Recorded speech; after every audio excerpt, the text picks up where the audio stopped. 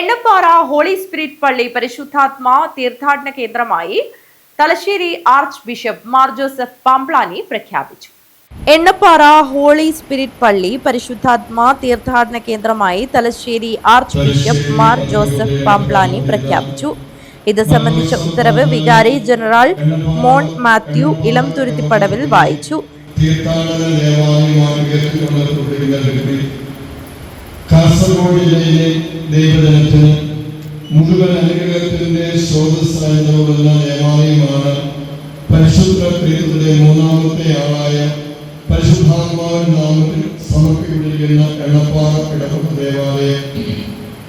കാസർഗോഡ് ജില്ലയിലെ പ്രധാനപ്പെട്ട കുടിയേറ്റ കേന്ദ്രമൊന്നായ എണ്ണപ്പാറയിൽ 1962 ഇടവക സ്ഥാപിതമായത്.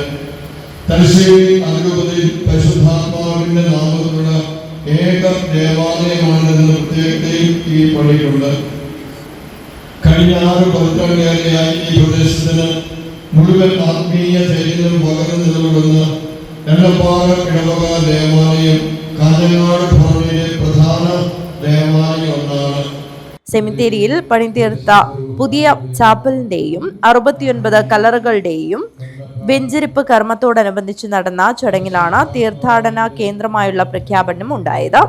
പരിശുദ്ധാത്മാവിന്റെ നാമധേയത്തിലുള്ള മലബാറിലെ ഏക പള്ളിയാണ് എണ്ണപ്പാറ ഹോളി സ്പിരിറ്റ് പള്ളി. 1962 സ്ഥാപിതമായ പള്ളിയാണിത്. കഴിഞ്ഞ 212 ദിവസമായി 24 മണിക്കൂറും നടന്നുവരുന്ന അഖണ്ഡ ജപമാലയിൽ പങ്കെടുക്കുന്നതിന് ദൂരസ്ഥലങ്ങളിൽ നിന്നുപോലും നിരവധി ആളുകളാണ് പള്ളിയിലെത്തുന്നത്.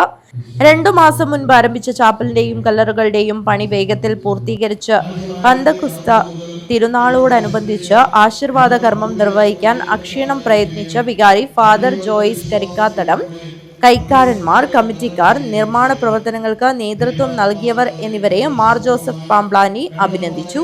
പരിശുദ്ധാത്മാവിനെ സ്വീകരിക്കുന്നവർ പ്രശ്നങ്ങളിൽ നിന്നും മുക്തരല്ലെങ്കിലും അവയെ അതിജീവിക്കുകയും പ്രതിസന്ധികളിൽ ഭയരഹിതരായി നിലകൊള്ളുമെന്നും അദ്ദേഹം പറഞ്ഞു.